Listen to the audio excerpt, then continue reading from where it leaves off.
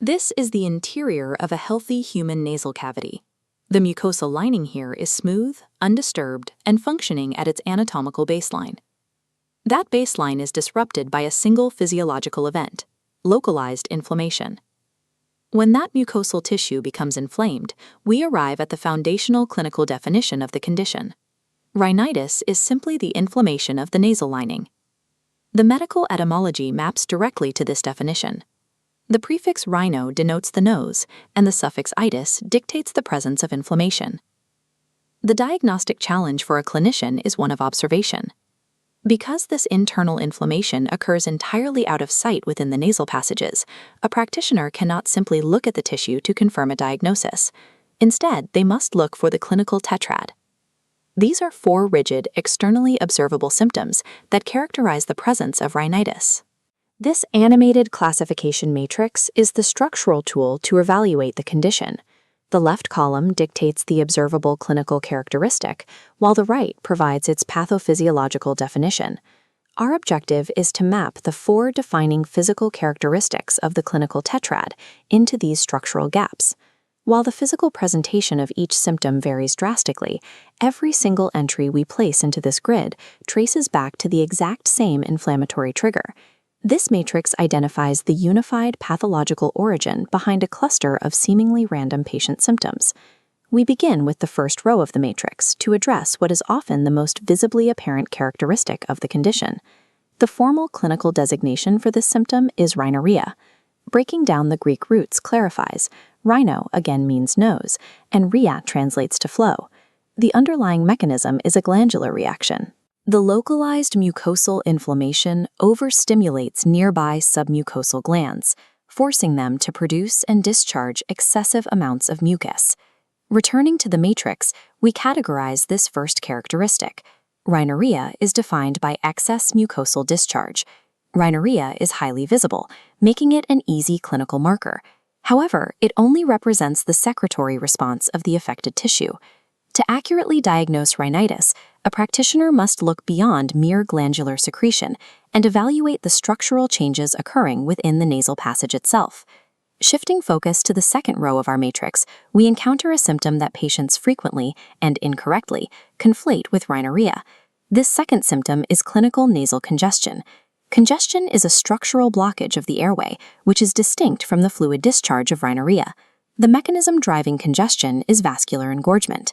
Local blood vessels become abnormally swollen and overfilled with blood as a direct result of the inflammatory process.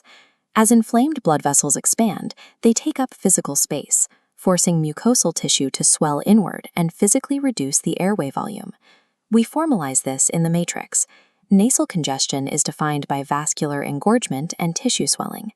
Reviewing the populated upper half of the matrix reveals 2 distinctly different responses to the same inflammation, a fluid-producing glandular response and a space-occupying vascular response.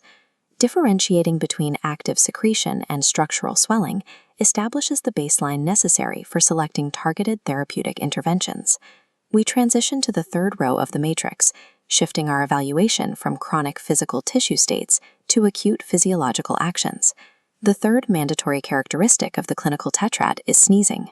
Clinically, sneezing is classified as a forceful, involuntary mechanical reflex arc. The inflamed baseline state of the nasal lining renders the entire environment hyperreactive, lowering the threshold required for secondary stimuli to trigger this reflex. The physiological intent of the reflex is straightforward. It is a forceful, expulsive attempt by the body to violently clear irritants from the compromised mucosal surface. We categorize this action in the clinical matrix. Sneezing maps to a mechanical, expulsive reflex.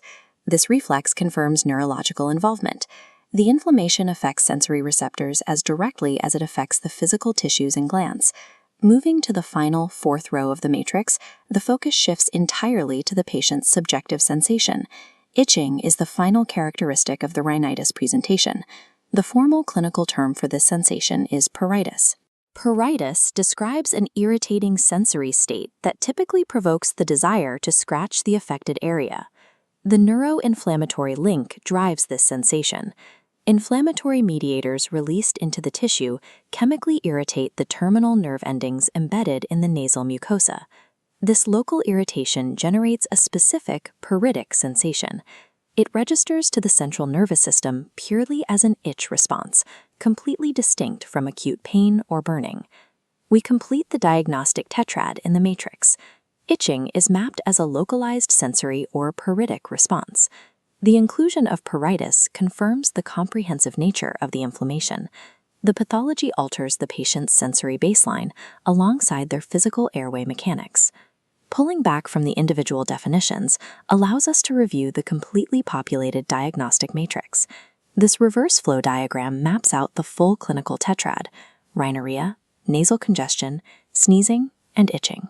These symptoms represent diverse physiological categories: a secretion, a swelling, a reflex, and a sensation. Tracing the logical path backward reveals how these seemingly unrelated systems converge. They all stem from a single, unifying mechanism: inflammation of the nasal lining. The presence of this specific four-part symptom cluster serves as the diagnostic signature for this inflammation. Rhinitis is simply inflammation of the nasal lining. True clinical fluency requires looking past these disparate patient complaints to clearly recognize the singular, unifying inflammatory pathology driving them all.